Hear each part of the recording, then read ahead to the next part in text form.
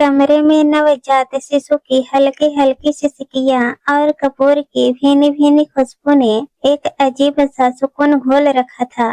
रजनी अभी अभी अपनी आंखें मूंद कर लेटी ही थी कि टाकों में उठते हल्के दर्द ने उसे करवट बदलने पर मजबूर कर दिया। पास के पालने में उसका नन्हा बेटा, जिसे घर वाले प्यार से अंश बुला रहे थे, गहरी नींद में सो रहा था।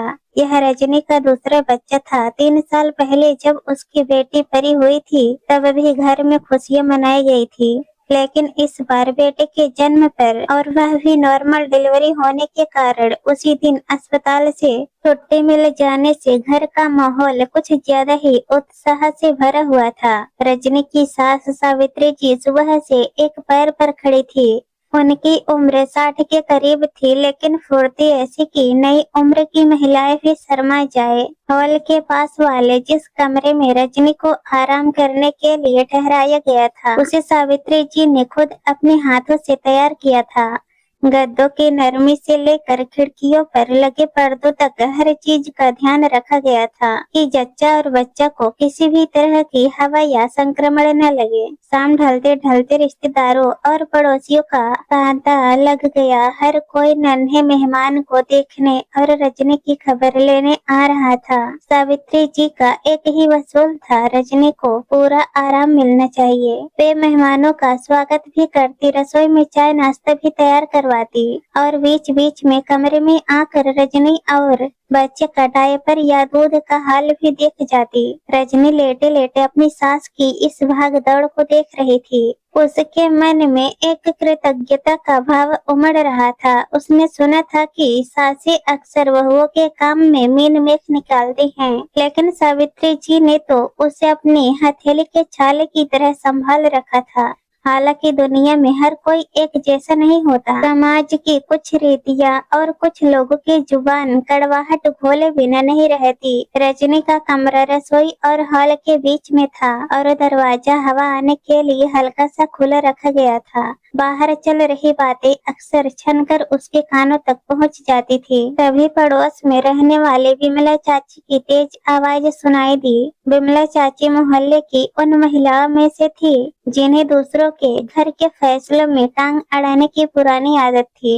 वे आई तो थी बच्चे को शगुन देने, लेकिन उनकी असल मंशा अपनी सयानी सलाह देने की थी। अरे सावित्री, सुना है बहू के लिए पंजीरी और गोद के लड्डू बनाने की तैयारी कर रही हो? विमला चाची ने पान चबाते हुए पूछा। हाँ भाभी, अभी सामान की लिस्ट ही बना रही हूँ। डिलीवरी के बाद शरीर को ताकत की जरूरत होती है, सावित्री जी ने विनम्रता से उत्तर दिया। विमला चाची ने अपनी आवाज थोड़ी धीमी की, लेकिन इतनी धीमी नहीं कि रजनी को सुनाई न दे। देख सावित्री, तू भोली है, जमाना बदल गया है। हम लोग भी लड्डू बनाते हैं, पर अपनी बेटियों के लिए। जब मेरी बेटी को बच्चा हुआ था तो मैंने शुद्ध घी में काजू बादाम पिस्ता सब भर कर भेजा था, लेकिन अब बहू है तो थोड़ा हाथ खींच कर चलना पड़ता है। तुझे तो पता है महंगाई कितनी है। बादाम 800 रुपए किलो हो गया है। मेरी माँ ने तो 500 ग्राम बादाम की जगह 200 ग्राम ले ले, काम चल जाएगा। वैसे भी स्वाद तो चीनी और घी से आता है। और हाँ, लड्डू कम न दिखे इसके लिए गेहूं का आटा थोड़ा ज्यादा भून लेना। कौन सा बहू को पता चलेगा कि अंदर मेवा कितना है और आटा कितना। सब ऐसे ही करते हैं आजकल। कमरे के अंदर लेटी रजनी का दिल यह सुनकर धक्का से रह गया। विमला चाची की बातें किसी तीखे तीर की तरह उसके स्वाभिमान को चुभ रही थी। एक पल के लिए उसे लगा कि शायद उसकी सास भी इस किफायती सलाह को मान लेंगी। आखिर वह बहू ही तो थी। अपनी बेटे के लिए माँ जो करती है वह सास बहू के लिए क्यों करेगी। रजनी ने अपनी मुट्ठियां भींच ली और सांस रोक कर बाहर की प्रतिक्रिया का इंतजार करने लगी। बाहर एक पल के लिए सन्नाटा छा गया। सावित्री जी ने कोई जवाब नहीं दिया। शायद वे विमला चाची का लिहाज कर रही थी। थोड़ी देर बाद विमला चाची अपनी अमूल्य सलाह देकर चली गई। कुछ मिनट बीते होंगे कि रजनी के ससुर दीनानाथ जी बाजार जाने के लिए तैयार होकर हॉल में आए। उनकी आवाज आई, सावित्री मैं बाजार जा रहा हूँ, पंसारी की दुकान से जो जो सामान लाना है उसकी लिस्ट लिखवा दे। बाद में मत कहना कि ये भूल गए और वो भूल गए। रजनी के कान खड़े हो गए। अब परीक्षा की घड़ी थी। क्या उसकी सास विमला चाची की सलाह मानकर आटे की मात्रा बढ़ाएंगी? सावित्री जी ने लिस्ट बोलनी शुरू की। सुनिए, लिखिए 2 किलो मामरा बादाम, 1 किलो काजू, आधा किलो पिस्ता, 1 किलो अखरोट की गिरी, 3 किलो शुद्ध देसी घी, मखाने, गोद। दीनानाथ जी लिखते लिखते रुक गए। उन्होंने चश्मा नाक पर नीचे खिसकाया और हैरानी से पूछा, अरे भगवान रुक जाओ, ये क्या लिखवा रही हो, इतना सामान?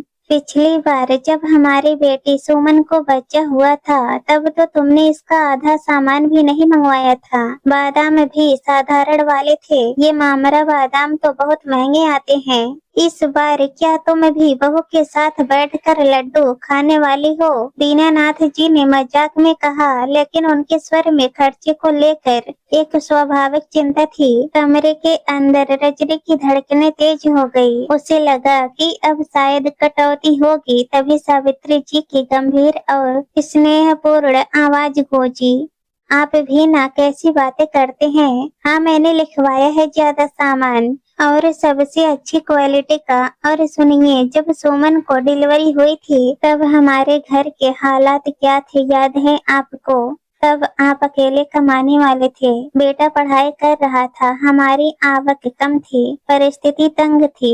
उस वक्त मन महसूस कर रह गई थी कि अपनी बेटी को जी भर कर खिला नहीं पाई, लेकिन आज भगवान की दया है, हमारा बेटा रजनी का पति अच्छी नौकरी में है, घर में बरकत है, पैसे की कोई कमी नहीं है। सावित्री जी थोड़ा रुकी, फिर और भी दृढ़ता से बोली, और सबसे बड़ी बात यह क्यों भूल जाते हैं आपकी बच्चा पैदा करते समय जो पीड़ा, जो तकलीफ एक बेटी सहती है, ठीक वही पीड़ा मेरी बहू ने भी सहा है।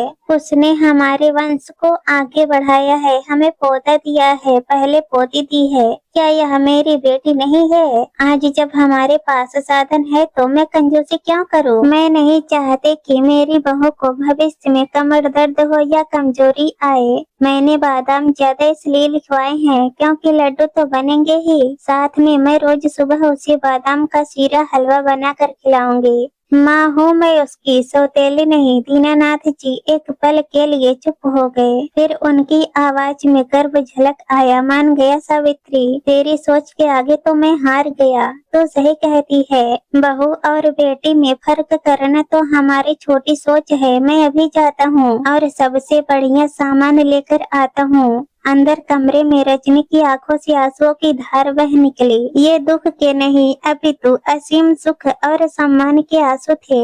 विमला चाची की वो कड़वी बातें सावित्री जी की ममता की मिठास में कहीं घुल गई थी। रजनी सोच रही थी कि वह कितनी खुशकिस्मत है। उसने तो सुना था कि सास ताने देती है, पर यहाँ तो उसकी सास उसके स्वास्थ्य और भविष्य के लिए समाज की संकीर्ण सोच से लड़ रही थी। उसे महसूस हुआ कि इस घर में वह पराई नहीं बल्कि इस घर की रीढ़ है। थोड़ी देर बाद कमरे का दरवाजा धीरे से खुला। सावित्री जी हाथ में गर्म दूध का गिलास लिए अंदर आई। उनके चेहरे पर वही तमतमाई मुस्कान थी। अरे तो जाग रही है, ले बेटा यह केसर वाला दूध पी ले, नींद अच्छी आएगी। सावित्री जी ने बड़े प्यार से रजनी के सिर पर हाथ फेरा। रजनी ने दूध का गिलास साइड टेबल पर रखा और अचानक उठकर सावित्री जी के गले लग गई। उसका गला रुध गया था। अरे अरे क्या हुआ पगली, टाकों में दर्द हो रहा है क्या? डॉक्टर को बुलाऊं? सावित्री जी घबरा गई। रजनी ने नम आंखों से अपनी सास की ओर देखा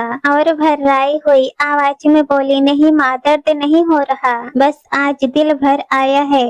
मैंने सब सुन लिया था जो आपने पिताजी से और विमला चाची की बातों के बाद कहा। आज तक मैं आपको इज्जत से मम्मी जी कहती थी क्योंकि वो एक रिश्ता था, लेकिन क्या आज से मैं आपको सिर्फ मम्मी कह सकती हूँ क्योंकि आज आपने मुझे वो प्यार दिया है जो शायद मेरी सगी माँ भी होती तो ऐसे ही देती। सावित्री जी की आंखें भी छलछला आई। उन्होंने रजनी के माथे को चूम लिया और उसे वापस सीने से लगा लिया। पगली लड़की, तू तो पहले दिन से ही मेरी बेटी है। बहू तो दुनिया वालों के लिए है। तुझे स्वस्थ रखना, खुश रखना मेरा फर्ज भी है और मेरा हक भी। अब चुप कर और दूध पी ले, ठंडा हो जाएगा। उस कमरे में अब कोई सास और बहू नहीं थी, वहाँ 2 माएँ थी और एक बेटी थी। उस दिन उस घर की नींव में सीमेंट की जगह प्रेम और विश्वास की जगह ऐसी ईंट जुड़ी जिसने उस परिवार को हमेशा के लिए अटूट बना दिया। रजनी ने जान लिया था कि रिश्तों में मिठास बादाम और काजू से नहीं बल्कि एक दूसरे के लिए पनपे निस्वार्थ प्रेम और सम्मान से आती है। और सावित्री जी ने सिद्ध कर दिया था कि एक औरत ही औरत का सबसे बड़ा सहारा बन सकती है अगर वह अपनी सोच बड़ी रखे।